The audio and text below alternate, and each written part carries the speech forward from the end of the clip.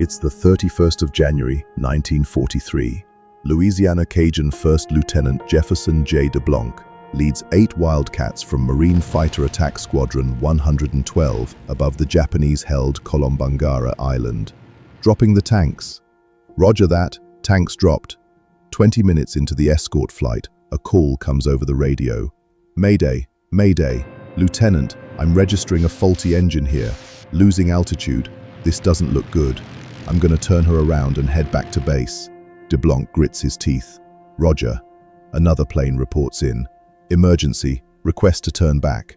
Fuel pressure gauge malfunction. See you at the base. Oh, hell. Roger. There are now only 6 fighters left to accompany the strike force. Hey, wingman, you ain't turning back, are you? Not yet, but I gotta tell you, my Wildcat's feeling a little rickety. You know, out of every 20 planes, only 2 meet flight standards. To hell with the damn fuel gauge. We need all the guns we can get in case the Zeros come. Speak of the devil. Now my fuel gauge is acting up. This can only mean one thing. It's a leak. Looks like my impatient virgin is running out of patience. Hey, there's no shame in turning back. Turn back? I ain't no yellow-bellied bobcat. If this is a one-way ticket, then so be it. We got no choice anyway. I see the Japanese fleet. Let's go, gentlemen. As the 6 Wildcats and 12 Dauntlesses approach the target, the dive bombers commence the assault.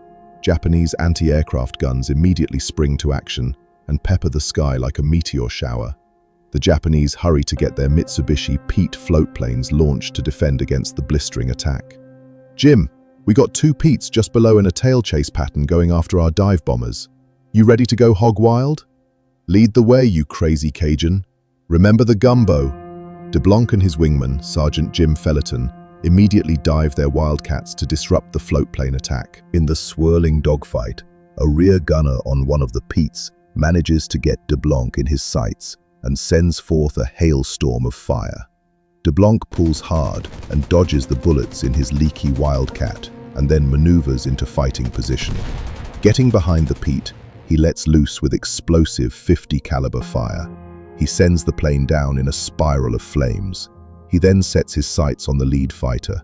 The 50 caliber gun on the impatient Virgin rings out like thunder, and the Mitsubishi is reduced to a billowing fireball. With the Japanese assault single-handedly neutralized by First Lieutenant DeBlanc, the dauntless dive bombers are able to carry out their attack, and the escort fighters begin to turn back. Nice shooting, DeBlanc. How's your fuel? Lower than a squirrel's pecker, Jim, but that doesn't matter now. These Wildcats are our only chance against the Zeros. Relax, Lieutenant. We're all clear. Nothing except clouds. Looks like we're lucky today. With daylight fading, the Americans make their way back to base. Little did they know, this is just the beginning. Silhouetted against the setting sun, a huge swarm of Japanese fighters are on the move, heading straight at them. The dreaded call of Zeros rings out. In reality, it's 10 Nakajima Oscars with one thing on their mind: seek and destroy. You seeing this, DeBlanc? I'm seeing it all right, like bats out of hell. What's your move? Only one thing to do, Jim. Follow my lead. In typical DeBlanc fashion, he goes right for the enemy. The Japanese are caught off guard as DeBlanc and his wingman climb swiftly, surprising them from below. They single out the lead fighter, and DeBlanc moves into position and fires straight into the Oscar. The Nakajima is hit and spins wildly out of control.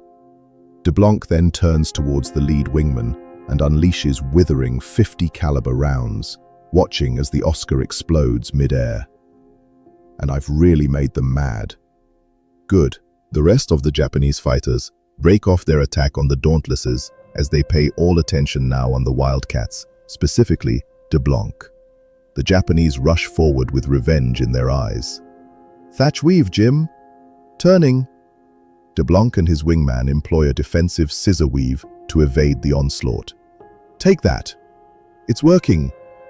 Don't go too wide, Jim. You're gonna get clipped. Damn it. Jim, they're on you. Damn it. A Japanese plane gets a Wildcat in its sights and lets loose. Sergeant Felleton's Wildcat is sprayed with enemy fire.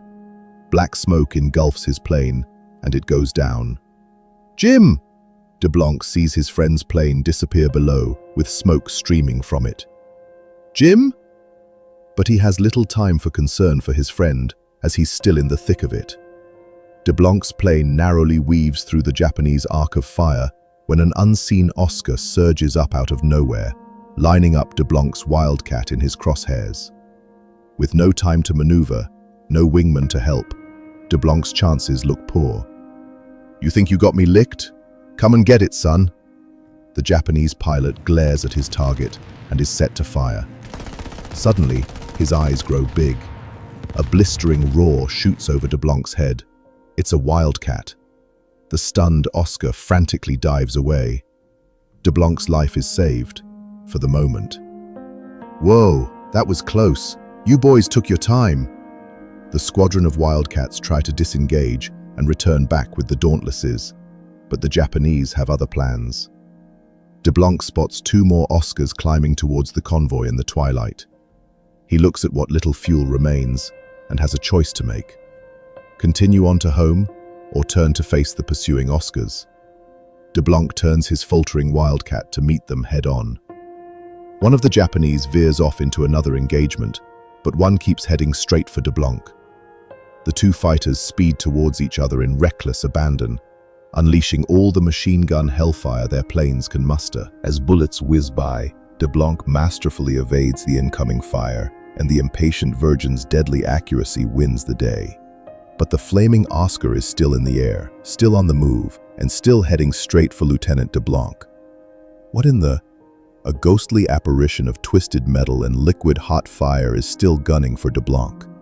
The brave Japanese pilot is carrying on his attack.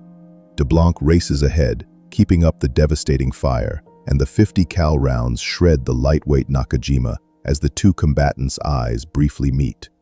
The second Japanese fighter now re-enters the fray and manages to get behind DeBlanc. DeBlanc checks his 6 and grins. "I call this one the gator roll." DeBlanc abruptly yanks up on the control, forcing the enemy to overshoot him. This maverick maneuver gives DeBlanc the drop on the Oscar, and with one clear shot, he takes down his 5th Japanese plane of the day. It's now 6 p.m., but the action isn't over. An undetected fighter lurking below the melee surprises DeBlanc. Japanese rounds strike his bruised and beaten Wildcat, ripping off his wristwatch, tearing away at his pants, smashing the instrument panel, and most dangerously, setting fire to the engine. Aw, hell, here we go again.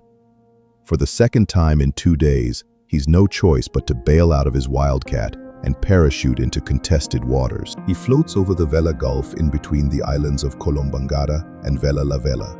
Only 5 minutes have elapsed from when he arrived to the battle. 5 minutes in which he has shot down 5 enemy planes. From the air, he sees the Japanese-controlled Munda airfield, which looks deserted. But the faint hum of engines in the air rattles him. He remembers that parachuting Americans are a favorite target for marauding Japanese fighters. "I'll do exactly what the possums would do." As Japanese planes approach, he pretends to be dead while drifting down to the waters below. A fighter circles him, eyeing the seemingly dead pilot carefully. Sweat runs down DeBlanc's brow as the fighter circles again, checking for any signs of life, but ultimately falls for the trick. DeBlanc peeks out of one eye and breathes a sigh of relief before splashing down in the dark gulf. Once in the water, DeBlanc takes account of his situation. The last dogfight has left him wounded by shrapnel in the arms and legs. His pistol and much of the survival gear was lost during the jump, and he's in enemy waters. Enemy meaning both the Japanese and the sharks. He pulls out chlorine pills from his shirt pocket to use as shark repellent and begins the treacherous nighttime swim to shore. Breaking open a chlorine pill every 15 minutes, DeBlanc struggles to make headway. The current is strong and keeps dragging the wounded pilot back out to sea. 6 grueling hours later, he finally reaches land on the Japanese-held island of Colombangara. DeBlanc is so exhausted from the ordeal, he immediately passes out. Awakened by morning raindrops, the aching Marine enjoys a breakfast of rainwater and a piece of concentrated chocolate. He dresses his wounds as best he can and heads east towards a huge volcanic crater. Luckily, his large shark knife is salvaged from the survival kit, and he uses it to get through the undergrowth. DeBlanc's plan is to locate an airfield and, if possible, find a plane to fly back to base. But he's deep in enemy territory and unfamiliar in jungle terrain. All day, he treks through the thick jungle mangroves, passing over various animal tracks, but there's no signs of civilization. He sleeps in the trees that night, assembling a makeshift hammock between two branches, keeping one eye open for any sign of Japanese or jaguars. The next day, DeBlanc spots an overgrown trail and follows it. His trusty knife blazes a path until a clearing opens up. His tired, starving eyes then behold what looks to be paradise. There are coconut trees, colorful birds singing, a flowing stream, and a single grass hut in the middle. He notices footprints on the banks of the stream and winces with the realization he's not alone. Wonder if the natives here are friendly, not headhunters. DeBlanc puts that creepy thought out of his mind and gets to work gathering coconuts, fresh water, and firewood. He sleeps in the hut that night as the wild jungle sounds fill the air.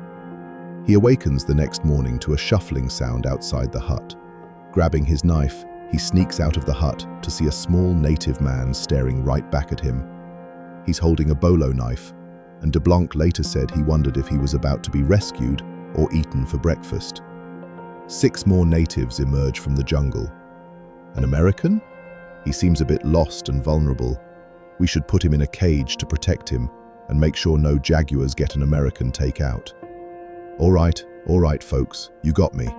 I'm your guest, and you're being mighty friendly host, ain't you? They lead DeBlanc along the trail to a village hidden amongst the dense jungle foliage.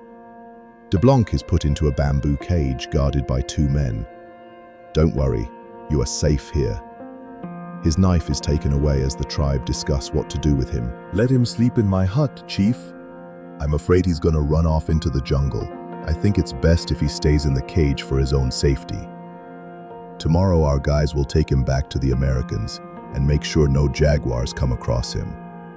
In DeBlanc's mind, he returned to the dark thoughts of, I hope they aren't wondering what temperature to cook me up at. Night in the cage was terrifying. Nightmares kept hunting DeBlanc with pictures of burning fire and sounds of rumbling drums. It seems as if the natives are dancing around the cauldron in a ritual dance and inviting him to join. All night he tosses and turns, waking up to the sounds of the jungle, but he sees only an empty village. Exhausted, he falls again into a deep sleep where he dances wild dances with the islanders. At dawn, after that harrowing night, the bamboo cage looked bleak for Jefferson DeBlanc. A new group of islanders enters the village. One of them approaches DeBlanc's cage and speaks to him in broken English. We here rescue you. Yes, we here rescue you. They throw down a 10-pound sack of rice. Glad to see you. You too, buddy. This here is a bag of brown rice from my mom. Thanks, send my love to her. Now please get this American home safely. And DeBlanc is released from his cage. Ha, and all it took was a 10-pound sack of rice. Ah, much obliged, Chief. This here is the finest hotel I ever set foot in. Can I have that shiny thing, Grandpa? Stranger, I'd like to gift you this spear for good luck. And my boy asks if you can leave us a souvenir to remember you by. He wants your buckle. I remember what my intelligence officer told me. Never show fear when dealing with island natives, or it could be the death of you. Okay, but DeBlanc marvels his new acquisition, expertly decorated with bat teeth and wing bones. The natives bandage his wounds and bring DeBlanc to another island, where finally, on the 12th of February, just 3 days before his 22nd birthday, he is picked up by a Navy patrol bomber. Do you know if Jim Felton made it? Bailed out. He's on his way home now. Are you all right? Well, this was a crazy couple of weeks, man. On December 6th, 1946, he was invited to the White House and presented with the Medal of Honor by President Harry S. Truman for his skill and bravery in the Solomon Islands. He passed away in 2007 in his home state of Louisiana. We need your support now more than ever. Give us the tools and we'll finish the job. We can do it.